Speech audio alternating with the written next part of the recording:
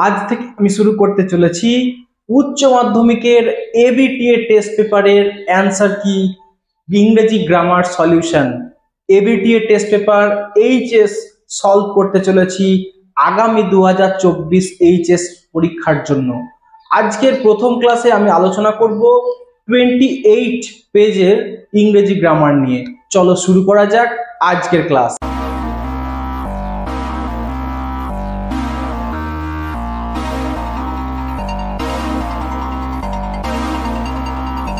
আমরা জানি উচ্চ মাধ্যমিকের ইংরেজি প্রশ্নতে 4 দাগের কোশ্চেন্স গুলিতে থাকে গ্রামাটিক্যাল কোশ্চেন, যেখানে প্রথমে 6টি থাকে ডু অ্যাজ ডাইরেক্টেড কোশ্চেন এবং তারপরে রয়েছে 4 দাগের বিএ অ্যাপ্রোপ্রিয়েট আর্টিকেল এন্ড প্রিপোজিশন, যেটা পুরোপুরি টেক্সচুয়াল থাকে, এবং 4 দাগের সিএ থাকে এরর কারেকশন, সেটিও জেনারেলি টেক্সচুয়াল থাকে এবং সমস্ত গ্রামারই টেক্সচুয়াল কোশ্চেন থাকে।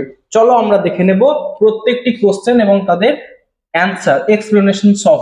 প্রথমে বলছে I was becoming quite daring but it was a safe remark. বলছে আমি বেশ সাহসী হয়ে উঠছিলাম, কিন্তু এটা ছিল যথেষ্ট নিরাপদ একটা রিমার্ক। এটাকে সিম্পল সেন্টেন্সে করতে বলেছে।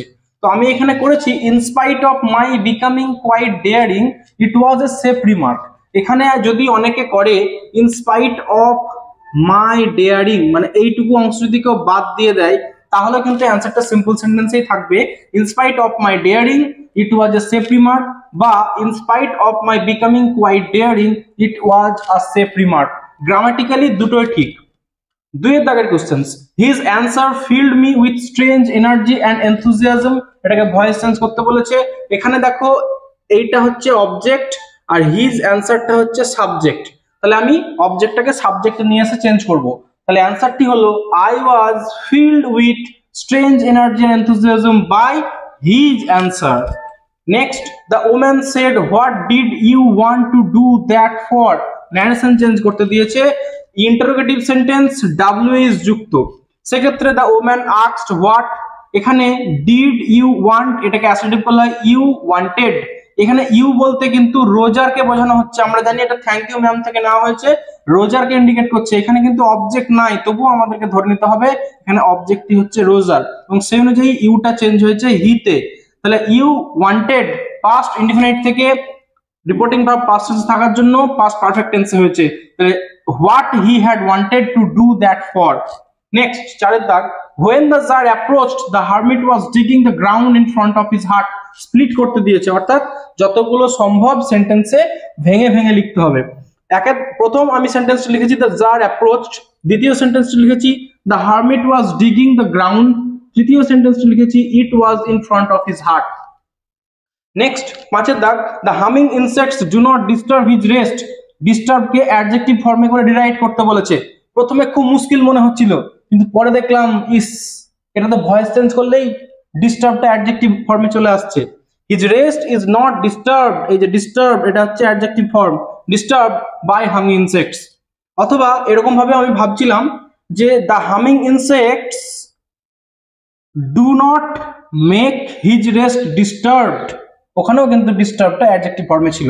আরেকবার বলছি the humming insects do not make his rest disturbed, এক্ষেত্রেও কিন্তু এটা অ্যাডজেক্টিভ ফর্মে থাকছে। Next what a burden to be a father of a grown up daughter, drama থেকে নেওয়া হয়েছে, অ্যাসার্টিভ সেন্টেন্সে করতে বলেছে। এটি কিন্তু একটা এক্সক্লেমেটরি সেন্টেন্সে রয়েছে। আমরা জানি যদি কখনো নাউন থাকে সেক্ষেত্রে আমাদেরকে গ্রেট অ্যাডজেক্টিভ ব্যবহার করতে হয় অ্যাসার্টিভ সেন্টেন্সের ক্ষেত্রে, এবং যদি অ্যাডজেক্টিভ থাকে তাহলে সেক্ষেত্রে আমরা ভেরি ইউজ করব। এবং এক্ষেত্রে আমরা অনেক সময় বলে থাকি হোয়াট থাকলে গ্রেট আর হাউ থাকলে ভেরি, কিন্তু এটা সর্বত অংশে ঠিক নয়। সঠিকটা হলো নাউনের আগে আমাদেরকে বসাতে হবে গ্রেট, এবং যদি অ্যাডজেক্টিভ থাকে তার আগে বসাতে হবে ভেরি। তো এখানে আমরা নাউন পেয়ে গেছি বার্ডেন, তাহলে it is a great burden to be a father of a grown up daughter.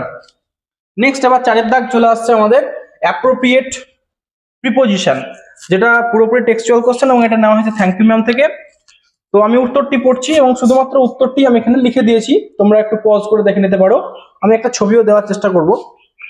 The water dripping from his face, the boy looked at her. There was a long pause.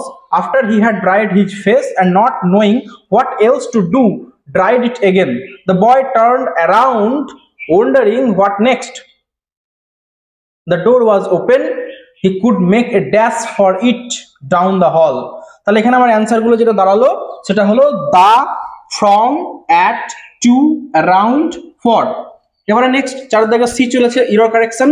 But the jar did not give him the spade and continuing to dig. কন্টিনিউইংটাতে ভুল রয়েছে এবং সেটা বলাই আছে, সেটা আমাদেরকে ঠিক করতে হবে। তাহলে দেখো বাক্যটি অ্যান্ড দ্বারা যুক্ত, দুটো বাক্য রয়েছে কনজাংশন দ্বারা যুক্ত। তাহলে আমাদের এটা সবসময় মনে রাখতে হবে, অ্যান্ড দ্বারা যুক্ত থাকলে সামনের অংশটি যে কনস্ট্রাকশনে থাকবে, যে টেন্সে থাকবে, পরের অংশটি কিন্তু সেই টেন্সেই থাকবে। তাহলে এখানে দেখো ডিড নট গিভ, তাহলে এটা হচ্ছে পাস্ট ইনডিফিনাইট টেন্স, তাহলে এটা আমার পাস্ট ইনডিফিনাইট টেন্স হবে, কিন্তু এখানে V1 প্লাস আইএনজি ফর্মে করা আছে। তাহলে পাস্ট ইনডিফিনাইট টেন্স বললে কি হবে? কন্টিনিউড। সঠিক উত্তর হবে কন্টিনিউড। এই গেল আমাদের আজকে প্রথম প্রশ্নের আলোচনা এইচএস এবিটিএ টেস্ট পেপার থেকে। আমি চেষ্টা করব এইচএস পরীক্ষার আগেই এই টেস্ট পেপারটিকে, পুরো গ্রামার অংশটিকে আলোচনা করে শেষ করার। আমার চ্যানেলের সঙ্গে জুড়ে থাকো, তাহলে তোমরা পুরো টেস্ট পেপারের গ্রামার পোর্শনটিকে নিমেষে শেষ করতে পারবে পরীক্ষার আগেই, এবং প্রস্তুতির চরম সীমায় নিজেকে নিয়ে যেতে পারবে। চলো আজকের ক্লাস এই পর্যন্তই, আবার দেখা হচ্ছে পরবর্তী ক্লাসে। ততক্ষণ পর্যন্ত আমার সঙ্গে থেকো, শেখার সঙ্গে থাকো, শিখতে থাকো। Signing off from Rajesh.